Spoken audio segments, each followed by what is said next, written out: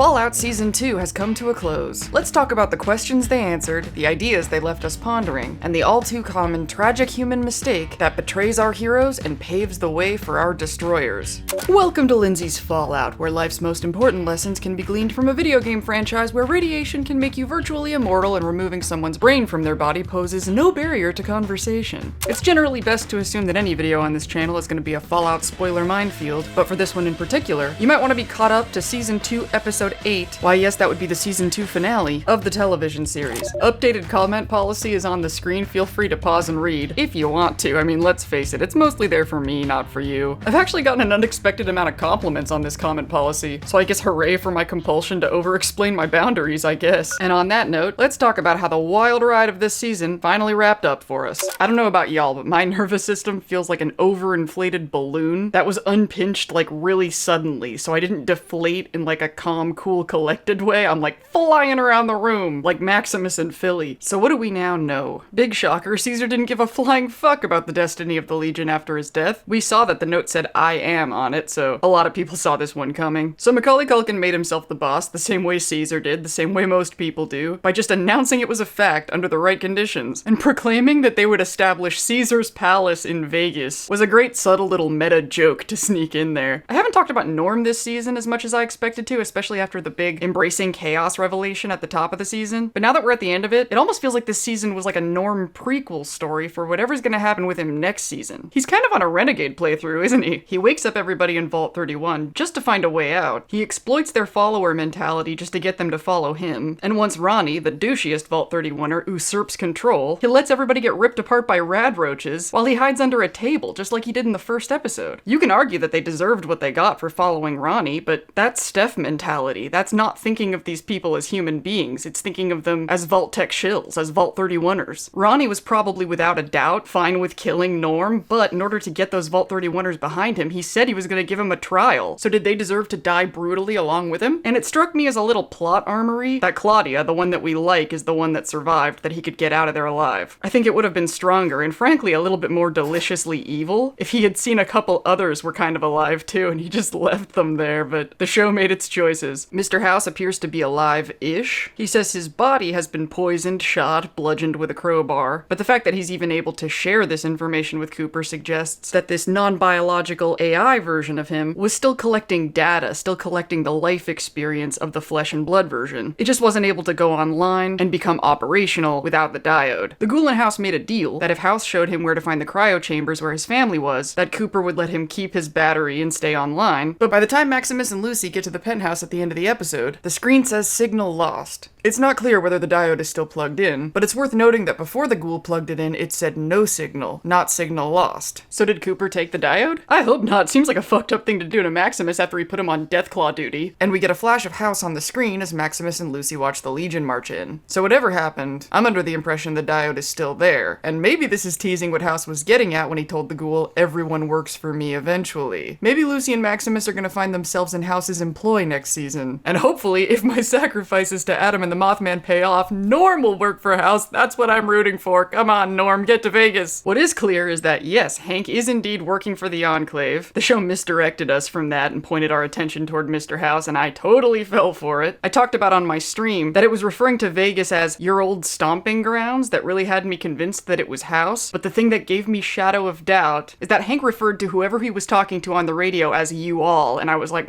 House is not a you all, he's just one guy. So I guess talking to the Enclave and referring to Vegas as their old stomping grounds really just points to that particular facility. I don't know. I suppose that's gotta be a good enough explanation because here we are. It's official that Vault-Tec partnered with House to build this management vault under the Strip, and that the Enclave were Vault-Tec's investors, so basically Vault-Tec is being puppeted by the Enclave. So while Vault-Tec has been manipulating its citizens, its dwellers, the Enclave has been manipulating the whole thing. This is kinda clever because House didn't really have any direct relationship with Vault-Tec or the Enclave in New Vegas. The Enclave was more or less presented as being in a weakened state, but the show is now recontextualizing that as more of a dormant state, as if the remnants were sort of lost sleeper agents who just weren't living at a time when they could be useful to be called upon. And apparently it was the Enclave that positioned the Deathclaws on the Strip, though it's not really made clear why. The Deathclaw battle in Freeside sort of kills my trained Deathclaws theory, which is irksome. I definitely wasn't the only person who thought that. It really looked like that's what they were teeing up. And I'd love to say, oh, maybe they'll explain it next season, but judging by how season 1 and season 2 closed, I'm having less faith that unexplained things are going to be explained. I think that we're supposed to just speculate and guess some of this stuff. I didn't get the Vault 21 tie-in that I wanted, but I didn't really get it disproven either. Like, I think if a fanfiction writer wanted to tie that together, they still could. Many of us were correct that the route to get to this management vault was the Lucky 38. Seems totally feasible that there could be another route in from Vault 21 as well. That house could have plugged with concrete. So that's my headcanon. I'm still going with it. I just think making that connection explicitly probably wasn't necessary to tell the television version of the story. It is official that Diane Welch, the Glendale congresswoman, was a good guy. She was victimized. She was not in on it. And people who said her nicey nice personality was a good conduit for Robbie's mind blowers turned out to be correct, which I didn't like until I saw the way it was explained on the show. The reason I didn't like it was because Diane wasn't docile. She wasn't obedient. She was challenging the system, challenging authority, doing so poorly, but doing it. But listening to the way Hank explained it, I realized docility wasn't the quality that they wanted from her, and it really goes back to the whole hypocrisy issue of Hank. In a nutshell, I've talked about how the values that Hank taught Lucy aren't bad. It's the ways that he protects her right to live with those values that violate those values. He doesn't think that people will have the freedom or the resources or the safety to be good unless someone is bad. The idea that people will bomb each other unless someone bigger or badder bombs them all. Being like Diane Welch would be good if everyone was like Diane Welch, but in a world where not everyone is like Diane Welches get killed or overpowered, which is sadly kind of true. But that is an explanation, not an excuse. My original idea that the ghoul turns his lack of nose up at Lucy and her naive goodness is because his own naive goodness played a part in ending the world turned out to be correct, but not in the way I thought. The mistake wasn't refusing to kill Mr. House. It was taking it for granted that he was the bad guy. But in the wasteland, a bad guy isn't necessarily the bad guy. And if a bad guy that isn't the bad guy isn't the perfect way to describe Mr. House as a character, I don't know what is. Cooper thought that he was trusting his moral North Star when he gave the diode to the president, but what he was really trusting was, if you've been following my videos, that's right, his programming. The idea that trusting a guy like Mr. House could possibly be the right move was gonna take 200 goddamn years for him to understand. It looks like I was right that the split from Barb was a farce though, and now we know why Cooper started off season 1 episode 1 disgraced. In order to protect Barb and Janie, Coop has to take 100% of the blame. Barb's gonna have to take on the story that Coop betrayed her and betrayed their family. And betrayed America! But that doesn't necessarily mean that Barb wasn't in on it. We know that Barb made eye contact with the shadowy figure in the last episode of season 1. I think the emotional outburst that we saw when Coop was being taken away was genuine. The filmmaking has given us enough of a glimpse into her inner world to know that she really is putting her family first. So these emotions could be coming from guilt, that this horror is the best case scenario that she could come up with. But Coop getting disgraced and humiliated is better than them all ending up dead. And I don't think I'm the only one who thinks that the ghoul is kind of jumping the gun, assuming that his family is definitely alive because of that note about them going to Colorado. I mean, is it just me, or for all he knows, they could have left that note 100 years ago. Maybe they've been dead for decades from old age. And I'm not wild about the season ending with him wandering off to Colorado by himself, because what happened to "you're gonna need friends"? I thought he was gonna end the season with friends. Maybe it's time to play dead money and learn to let go, my friend. And the big twist that I don't think anybody saw coming is that Steph and Hank were married? That makes me want to watch the whole show again. With that in the back of my head, that means that at the beginning, in the first episode, when Steph and Lucy were best friends, Lucy was her husband's kid with a different woman. What? I don't care that she didn't love him and she only married him for security. Women don't like when their husbands have babies with other people. Ask Jon Snow. Hank and Steph circle us back to the same question we have about Barb, which is who in Vault-Tec was aware and in on Enclave oversight? And how does one cross the threshold from being a lower tier Vault-Tec puppet to being a higher tier Enclave puppet? If anyone was gonna figure out how to cross that threshold, that would definitely be Steph. And what about Bud? Was Bud in on it? Because Ronnie seemed very familiar with whatever the hell Phase 2 is. And finally, Hank drops the bomb, so to speak, that while the vaults are the experiment from Vault-Tec's perspective, from the Enclave's perspective, the surface is the experiment, which I love. It really underscores the theme that the walls that enclose us and imprison us the most are not in the world, they're not around us in physical space, they're in our heads. The most imprisoned people in the world believe that they're free, and he leaves us with the haunting revelation that there are people running around on the surface who have Robbie's mind blowers implanted, and the only way to know is to see the scar on the back of their neck. While I really like this idea as far as the themes of the show are concerned, it's a little bit of a bummer how similar this is to synths in Fallout 4. If they're going this direction, I think we can all relax into the reality that we're not gonna see synths on this show. I think we are, however, gonna see a lot of neck checks. It's kind of funny that I said Hank would never mind blow himself when in the end that's exactly what he did. It doesn't really undercut what I said, since he was kind of a cornered animal at this point, but it really speaks to how this show never fails to subvert my expectations without full-on betraying them. Way to go. So now that we got all that out of the way, I'm gonna do what I do best, and wax philosophical from the top of my dinosaur. Since the beginning I've been tracking how Maximus's relationship with power armor has been an allegory for a human's relationship with their ego. In conversation, the word ego is commonly associated with conceit, or self-interest. But that's only because ego is that which separates you from other people, defines you, the boundaries of where you end and the rest of reality begins. So when you conceptualize your ego as being in competition with that which is outside of those boundaries, you are seen as what they would call egotistical. But you need an ego to interface with the world for the same reason you need a character to play Fallout. The ability to step outside of your ego is a vitally important life skill. Everything I say in all my videos about looking at different sides of an issue is an exercise in stepping outside of ego. But it just isn't practical to expect yourself to stay there and become some sort of pure enlightened being, void of any bias, agenda, or defined social role. In fact, people who think they've transcended ego are usually the most egotistical of all. What's practical is stepping out of an ego that was programmed by other people and program it yourself. Like anytime you say something like, I love myself, or I hate myself, you are examining your own ego. All the scenes of Maximus contemplating his power armor symbolize examining one's ego, and the story regularly puts him in situations where he has to confront who he is without it. Indoctrination from the Brotherhood of Steel taught him that the flesh is weak but steel endures, that he is literally nothing without the power armor. Breaking free from that indoctrination means proving to himself that that is not the case. In his battle with the Deathclaw in Freeside, his power armor gets so badly damaged it stops functioning, and he's in the middle of combat so he can't fast travel to a repair station. And while he's lying there, in his head, the Brotherhood of Steel and Shady Sands are battling for the territory that is his ego. Is he nothing without the armor? Or is he a good boy who grew up to be a good man? And then that good man gets up, grabs a pool cue and a roulette wheel, and prays to Adam that that luck score of 5 is gonna get him through. The roulette wheel really cracks me up. God, I love Fallout and the not subtle metaphors. I've seen people comment that Maximus was so dumb thinking that he could win this fight with a pool cue and a roulette wheel, but those people are totally missing the point. Let's be real. People like Maximus will die if no one helps them, but they will fight to the death to protect people whether they help them or not. Throughout this battle, Maximus doesn't expect anybody to help him, but he is so fucking grateful when Thaddeus does. And the Freeside folks are huddled up in Sunny Sundries, and not only are they not helping Maximus, they are betting against him and each other, which is a great parody of the idiocy of our current society. One of them even points out, you know, if he loses, we're all gonna die, and they still care more about having the winning bet. People invest copious amounts of money in business initiatives that are going to destroy the planet and or humanity every day, and it looks just this stupid. Shout out to Thaddeus for saying what is now another one of my favorite lines in all of Fallout. I used to make money for a living. I used to make money for a living. I love it. Though I do not believe for a second that he would have dumped all those caps on the floor and that everybody wouldn't have immediately jumped all over them. But it was cinematically effective, so I'll let it slide. And then that one guy, the bartender, he wises up and he's like, oh my god, this is just a kid. He's just out there by himself. Come on, let's take back our town. And in any other property, any other franchise, they would have been like, yeah, let's go. But because this is Fallout, nah, we don't want to do that. And this goes back to what I said weeks ago when Lucy left the ghoul on the ground with the rad scorpion sting. Still not over it, will never be over it. Maximus did not expect or demand help. He in no way felt any entitlement to overpower these people and make them help him. In other words, they had a choice, and they chose to be selfish, short-sighted, and cowardly. Now when the Legion rolls into town, think they're gonna be given a choice? Think the Legion isn't gonna feel entitled? No, the Legion's gonna be like, join our ranks or we'll slit your throat. And that's only if they entertain joining their ranks as an option. Now y'all, I could spend video after video unpacking what a good person or a bad person is, but let's just cut to the chase. Good people give you a choice, bad people do not. Okay, so if we don't choose bravery, peace, civility, and kindness without being forced, we will be forced. We will be treated like animals who need to be forced because that's exactly what we will have proven we are. Remember in New Vegas when you meet Vulpus and Kulta, right after the Legion sacked Nipton? The way the gamblers in Sunny Sundries were acting is exactly the profligate bullshit that the Legion feels entirely entitled to plow through. They outnumbered us, yet not once did they try to resist. They stood and watched as their fellows were butchered, crucified, and burned, one by one. They stood and hoped their turn would not come. Each cared only for himself. I'm not saying that the Legion is right. I'm saying hyper-individualism is vulnerable to conquest. honest. It may be true that a person is smart but people are stupid, but a person dies alone and people live. So do we want to live conquered, or do we want to live cooperating? Because if we don't learn how to pick our battles more wisely, if we don't step outside of our egos, outside of our programming, outside of our individual bubbles, and see how we fit as pieces in a greater whole that includes other people, battles we didn't pick will be forced upon us. Choosing to trust other people is scary. As long as both of you are free, there's gonna be a chance that they'll betray you. But if you want to live among people who respect your agency and your autonomy, you gotta respect theirs too. Choose the people who give you a choice, because if you want to survive, you're gonna need friends.